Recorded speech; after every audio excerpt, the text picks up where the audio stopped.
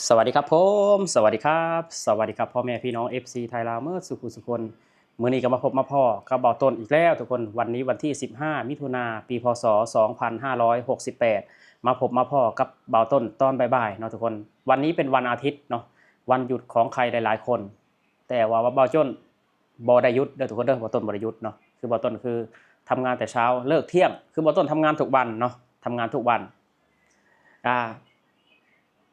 มื้อนี้ก็บ่ต้นสิออกมาทำความรู้จักเนาะคนบุคคลหนึ่งที่บ่ต้นแบบว่าบ่ต้นติดตามเพิ่นเนาะที่บ่ต้นติดตามเพิ่นบ่ต้นดูท่านทุกวันเนาะดูท่านทุกวันแต่หลายๆคนลาวหลายๆคนอาจจะยังไม่รู้จักเนาะบุคคลนี้อาจจะยังบ่รู้จักแต่ว่าคนไทยนี่ทุกคนต้องรู้จักท่านแน่นอนเนาะทุกคนต้องรู้จักท่านแน่นอนสำหรับบ่ต้นนี่ทุกคนดูท่านตอนเย็นตอนเช้าตอนเที่ยงดูวันละ 4-5 รอบเนาะบ่ต้นแบบว่ามักเป็นการส่วนตัวเนาะคือช่วงนี้ชายแดนไทยกัมพูชากำลังร้อนกำลังตึงเครียดเนาะทุกคนก็มีบุคคลท่านหนึ่งที่ส่องประกายส่องแสงที่ให้หลายๆคนได้รู้จักเนาะนั่นก็คือคนนี้ครับทุกคนพลโทบุญสินเนาะพันโทบุญสินแม่ทัพภาคที่2หรือว่าปิกุ้งที่คนไทยทุกคนต้องรู้จักแต่คนลาวหลายๆคนก็อาจจะรู้จักแล้วตอนนี้รวมทั้งบ่ต้นเนาะบ่ต้นก็เพิ่งจะรู้จักท่านแล้วก็ชอบท่านเพราะว่าบางคนก็แซวท่านว่าหน้าตาเหมือนมนแคนเนาะบ่ต้นก็ว่าแม่นเหมือนแคนเนาะเพิ่นเป็นแม่ทัพภาคที่2ทุกคนเป็นแม่ทัพภาคที่2ที่ประจำอยู่ที่ภาคตะวันออกเฉียงเหนือนับตั้งแต่โคราชทุกคนเนาะโคราชไปพุ่นแหละขอนแก่น101อุดรหนองคายเนาะสกลนครอำนาจเจริญคือภาคตะวันออกเฉียงเหนือรวมทั้งจังหวัดอุบลราชธานีสุรินทร์ศรีสะเกษคือว่าภาคอีสานตะวันออกเฉียงเหนือนี่คือท่านเป็นผู้ดูแลเนาะท่านเป็นผู้บัญชาการเนาะท่านเป็นผู้บัญชาการคือคนลาวหลายๆคนนี่รวมทั้งบ่ต้นนะแต่ก่อนบ่ต้นบ่ฮู้จักว่าประเทศไทยนี่เพิ่นมีจักแม่ทัพมีจักภาคเนาะบ่คือบ่ต้นเขาไปเบิ่งในGoogle เนาะก็ปรากฏออกมาว่าประเทศไทยนี่มี4แม่ทัพเนาะแม่ทัพภาคที่1แม่ทัพภาคที่2แม่ทัพภาคที่3แม่ทัพภาคที่4คือประเทศไทยคือมี4ทิศทุกคนคือ4ทิศทิศเหนือทิศใต้ทิศตะวันออกเนาะทิศตะวันตกแบบนี้ก็คือมี4ภาคคือพลโทบุญสินเนาะพันโทบุญสินเพิ่นน่ะเป็นแม่ทัพภาคที่2ประจำอยู่ภาคตะวันออกเฉียงเหนือหลายๆคนยังบ่ฮู้เนาะยังบ่ฮู้ว่าคือว่ามีแม่ทัพเนาะคือว่ามีแม่ทัพแต่ก่อนบ่ต้นก็ได้เบิ่งแต่อยู่ในหนังเนาะทุกคนได้เบิ่งในหนังแต่แบบว่าหนังตั้งแต่คือแต่ก่อนบ่ต้นเบิ่งหนังละครไทยละครตอนเช้าเวลาวันเสาร์อาทิตย์เพิ่นก็จะเรียกแม่ทัพนเรศวรแม่ทัพนั่นแม่ทัพนี่คือตอนนี้ประเทศไทยเพิ่นก็ยังแบบว่าเอาชื่อนั้นบ่ยังเปลี่ยนแปลงเพราะว่าชื่อนั้นเป็นชื่อที่มีมนต์ขลังเนาะเป็นสิ่งที่ชื่อที่มีมนต์ขลังเนาะคือว่าได้ฟังแล้วก็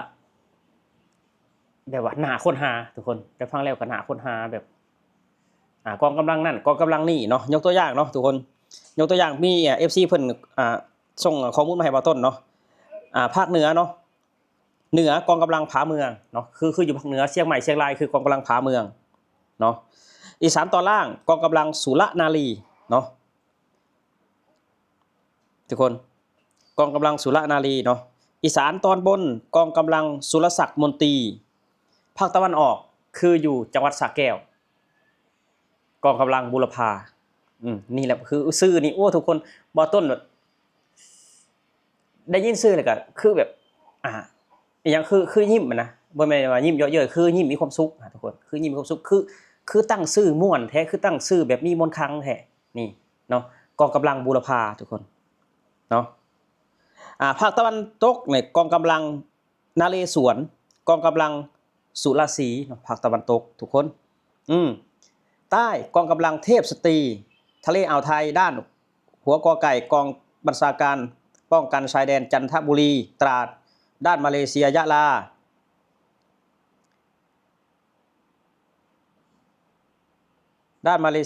และนราธิวาสกองกำลังกองบังคับการสุโขทัยทุกคนสุโขทัยเนาะ ถ้าว่าพี่น้องลาวคนใดแบบว่าอยากฮู้แบบข้อมูลตื่มก็แบบว่าคนเข้าไปเบิ่งทุกคนเข้าไปศึกษาเบิ่งคือว่าเกี่ยวกับประเทศไทยนี่ถ้าเฮาศึกษาไปแล้วเฮาแฮ่งแบบว่าแฮ่งทึ่งในสื่อในกองกำลังเนาะทึ่งในสื่อในกองกำลัง